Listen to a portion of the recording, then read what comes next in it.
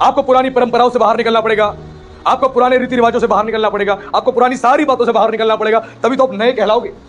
अगर आप मसीह में आ गए हो, चर्च में आ रहे हो, लेकिन पुराने सारे ट्रेडिशन फॉलो कर रहे हो, पुराने सारे कल्चर फॉलो कर रहे हो, पुरानी सारी बातें फॉलो कर रहे हो जो अनबिब्लिकल है और बाइबल के विपरीत है, तो आपकी जिंदगी में काम हो गई? कभी नहीं होगा। आपको एक तरफ तो जाना पड़ेगा, एक तरफ तो होना ही पड़ेगा। मैं आपको सच बता रहा हूं, बहुत सारे लोग इस बात को नहीं समझते।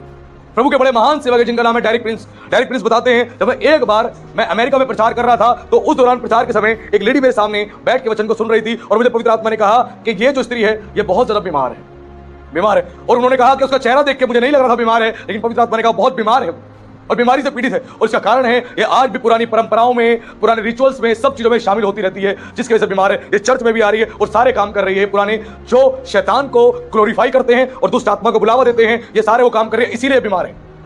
और जैसे ही मीटिंग खत्म हुई, उन्होंने जो है बोला कि जिसको प्रार्थना करवानी आगे आ जाए। वो स्त्री आगे आई। उन्होंने छूटते उस स्त्री से कहा कि तुम ये बताओ कि आज भी तुम कौन से रिचुअल्स को फॉलो कर रही हो? उसने बोला नहीं पास्टर जी मैं ऐसा कुछ नहीं कर रही। उन्होंने बोला नहीं, मुझे पवित्र आत्मा ने कहा है कि तुम बीमार हो और तुम किसी रिचुअल को फॉलो कर रही हो। उसने बोला हाँ, मेरे बॉडी में स्किन की समस्या है, मेरी बॉडी में स्किन की समस्या है, स्किन डिजीज मुझे हो चुकी है, पूरे टांगों में सफेद सफेद दाग हो चुके हैं, स्किन की समस्या है, मैं बहुत परेशान हूँ। उसके अलावा मुझे बीपी की समस्या है, उसके अलावा मुझे शुगर की समस्या है, उसके अलावा मुझे आर्थराइटिस की समस्या है और विभिन्न बीमारियां उसने बताई, जो उसको देखकर कोई भी नहीं कह सकता था कि इसको कोई बीमारी है।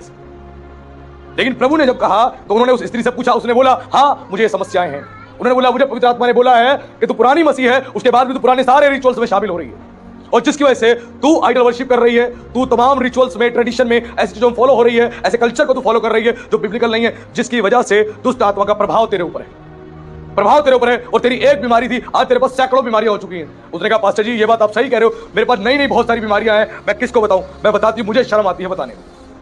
मैं दुखी हो गई हूं इलाज करा के। मैं सुबह से रात तक मैं इतनी मेडिसिन खाती हूं कि मेरे पेट में इतनी गर्मी हो जाती है कि कितनी बार तो वॉमिट हो जाता है मुझे, कितनी बार मेरा पेट खराब हो जाता है, कितनी बार जो है मुझे चक्कर आने शुरू हो जाते हैं। इतनी मेडिसिन में खा रही, इतना वो परेशान हो गई। उन्होंने बोला मैं तुझसे आज साफ साफ कहता हूं, तुझे मसीह में नई सृष्टि बनाया गया है, तो एक तरफ चल, एक रास्ते पर चल और मसीह के पीछे चल। तू दाएं बाएं मत भटक, ऐसा भटकने से तेरी जिंदगी परेशानी रहेगी। तू इतने साल भटक रही, क्या हुआ तेरा? कुछ भी नहीं। अब तू मसीह में आ गई, उसके बाद भी तूने ऐसे जीवन जीना शुरू कर दिया। इसको छोड़ और एक तरफ चल। तू चाहती है जीवन में तेरे चंगाई हो, तेरे परिवार में, तेरे घर में आशीष आए, तेरा पति का पैसा जो अस्पतालों में जा रहा है वो सारा बच जाए।